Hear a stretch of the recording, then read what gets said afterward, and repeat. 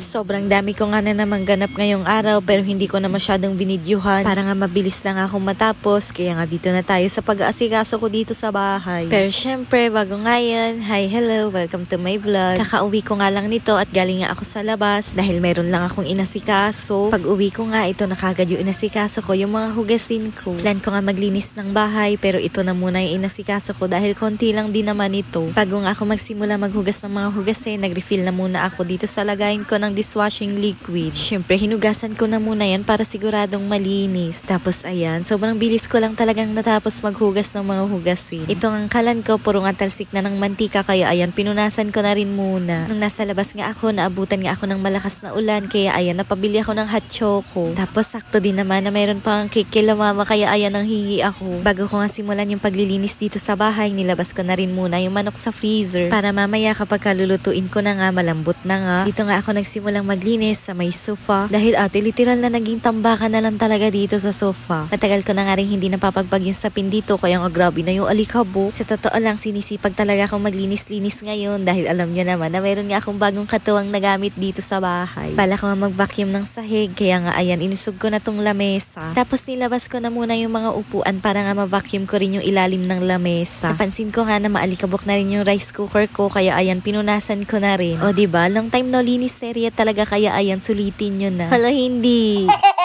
Siyempre dahil may bago nga tayong vacuum, ito na muna yung ginamit ko. Sobrang perfect nga lang nito sa maliliit yung bahay. Tapos ang dali lang gamitin kasi wireless na nga siya. Ate halagang 400 plus lang may vacuum ka na. Siyempre pagkatapos nga mag-vacuum, magmamap naman ako ng sahig. Oo, alam ko, sobrang tagal nyo na akong hindi napapanood ng ganito. At kahit ako namimiss ko na rin maglinis serye. Ako kasi yung tipo ng nanay na kapag mayroon ng tao sa bahay, hindi talaga ako nakakapaglinis ng maayos. Kaya nga kapag maglilinis ako, gusto ko ako lang mag-isa para nga lahat yan malinis ko. Hindi ko alam kung sa amin lang ba pero ang dami nga na naman langaw dito sa bahay. Kaya ayan, bago ko nga ibalik yung mga upuan nitong lamesa, pinunasan ko na muna ng alcohol. Yan lang naman yung agenda ko ngayon sa paglilinis at sa susunod na nga lang ako magpupunas-punas kaya ito, magsasaing na ako. Hindi ko nga makita yung pang-scoop nga namin ng bigas kaya ayan, binuhos ko na lang lahat ng laman ng sako. Feeling ko nasa 8 scoop nga yan at okay lang naman yan para hanggang kinabukasan na rin namin. Last bigas na nga rin namin yan pero inutusan ko nga ang Papa J na bago nga siya umuwi, bumili na muna siya ng bigas. 15 kilos nga yung nakukonsume namin na bigas sa isang kinsenas. Kaya nga every time na sumasahod nga ang Papa J, yun talaga yung pinakauna sa listahan. Dahil ate, mas maganda nang meron kang stock na bigas para nga ulam na lang yung poproblemahin mo araw-araw. Namahinga nga lang ako sandali dahil pamaya-maya nga lang susundo na ako sa mga bata. Pero hindi na nga ako nag-video kaya ito, magluluto na ako ng hapunan. Sinigang na manok nga sana yung naisip kong lutuin pero dahil walang pechay, tinola na nga lang. Nagpabili nga lang ako ng 2 sayote sa ate Atina tapos 5 pisong luya. Medyo maulan nga na naman kasi yung panahon kaya masarap humigop ng sabaw. Tapos favorite pa to ng Papa J kaya naman salamat.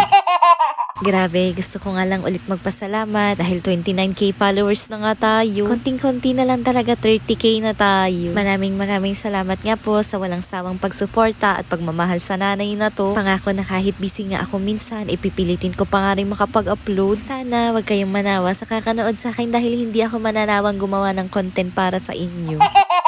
O siya, tama na nga ang drama. Dito na tayo sa pagluluto ko. Nagpainit nga lang ako ng mantika tapos ginisa ko na nga rin yung luya, bawang at saka sibuyas. Tapos nung okay na nga, sinunod ko naman kaagad yung manok. Habang pinapakuluan ko nga yung manok, hinugasan ko na rin yung sayote dahil isasabay ko na nga rin yan sa paggisa. Wala lang, para sabay lang silang lumambot nung manok. Syempre hindi nga mawawala yung mga pampalasa at maraming sabaw. Tapos hinayaan ko na nga yung kumulo hanggang sa maluto. At habang pinapakuluan ko nga yan, niligpit ko naman tong mga kalat ko dito sa lababo. Well, ganyan lang naman yung naging ganap ko ngayong araw. Natural na nagpakananay lang, oo. Kaya naman siguro deserve ko nang magpahinga, no?